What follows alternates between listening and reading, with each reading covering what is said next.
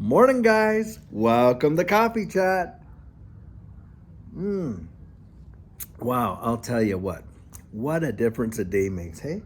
Here we are, beautiful sunshine, blue skies yesterday, and today you wake up again, gray skies, cold as can be, wind blowing in on you. It's just something else. I'm telling you, Texas weather is the craziest I have actually experienced, and I've been in some really rough weather areas living up there in Canada where it can get blustery cold. But look, it gets cold and it stays cold. It's not like one day you see 70 degrees and the next day 32 kind of stuff, but here you do. So it's kind of crazy. Anyhow, guys, reading two articles. And the first one there has to do with the BRICS nations. And this is a big, big deal. You've got Iran and Saudi Arabia requesting admittance into the BRICS nations of, they're kind of like group of nations. That is a massive, massive deal, especially with Saudi Arabia, because we know that back in the 70s when Henry Kissinger went out there when he was with Nixon and they worked out the deal for the petrodollar, that absolutely changed the global landscape and ensured that the US buck stayed as a world reserve currency. And that went on for quite some time. Well, now, guys, look, you had Saudi Arabia come out there at Davos and say, look, we're prepared to sell our oil in alternate currencies to the US dollar. And now they're making application to be a part of the BRICS countries. That is going to have huge reverberations. Don't kid yourself. It is going to be serious. And especially when you consider the other nations that are involved in that BRICS, group of countries. And most of them are outright enemies of the United States. Of course, Iran is applying as well. But look, you've got China in there. Look, we may be a trading partner with China, but don't kid yourself. They are not a friend of the U.S. And you got Russia in there. And again, they are not friends of the U.S. They come from absolutely polar political ideologies. And if they had the chance, they would take us over in a heartbeat. Don't kid yourself. But the fact that you now have Saudi Arabia making application to join the BRICS nations, that is a big, big deal. Now, the second article has to do with our good old buddy Gary Gensler coming out there, speaking on behalf of the SEC and talking about, hey, we're putting through proposals here now that is going to determine which crypto firms can actually custody your digital assets. And if you read through the article, I'm telling you what, it is very telltale. This is actually the first and initial step to an attack against self-custody. And I'll tell you why. Think about it like this, guys. With self-custody, are your assets seizable? Well, of course, we know that they're not. Why not? Well, because you hold your private keys and you hold on to your private seed phrase, so they really can't get at it.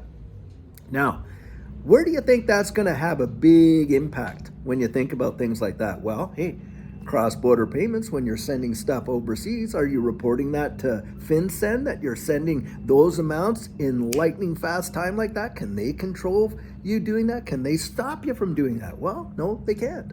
Well, how about this? What about when you're going through an insolvency event? A bankruptcy or a consumer proposal or something like that. Would the trustee be able to actually take possession of those assets? Would they even know that you have those assets, stored on there? Because, hey, there's lots of people, they got these real world assets. And look, bankruptcy fraud is big. Don't kid yourself. It has happened a lot. And people shelter assets in various legal structures and things like that. And then with crypto and self-custody, well, they might not even know that a guy has millions of dollars worth of digital assets. Heck, I even had a subscriber, and I kind of, challenged him on this, but the subscriber was boasting that he was getting social assistance welfare while he held tens of thousands of digital assets. And I told the guy, I said, hey, that, to me, there's something wrong with that kind of scenario. But he said, hey, nothing they can do about it, can't prove it, so c'est la vie. That was his attitude. Well, that's why, guys, they are going to come after self-custody. Wait and see if it doesn't happen. And we're not just talking KYC and AML. How many of you out there invest in the stock market? Now, let me ask yourself, when was the last time that you actually got a physical stock certificate? Probably it's been like, if you're in, our generation and a little bit more, probably never seen one in your life, right? Why? Because those are all custody guys by various firms. Now, even if, you log into your, brokerage account and you can see the balance in there, you don't hold those certificates. They're custodied for you. That's what's happening. And this whole deal is all about getting all the infrastructure ready for all the Wall Street gang and all of the big banks. And you can bet your bottom dollar, I like the way Crypto Lulu says it, you can bet your last XRP that by and by they're going to come out with custody arrangements in these big brokerage houses, because this whole custody thing that they were bringing up, Gary Gensler right in it says, hey, we're not just talking about securities, but non-securities and also cryptocurrency and digital assets. He says it right in there. That is what he's looking for. Guys, I'm telling you, you can see the handwriting on the wall. It's like reading their playbook, and they have played it right to a T. Look, they let that whole FTX thing blow up until, of course, the balloon just burst.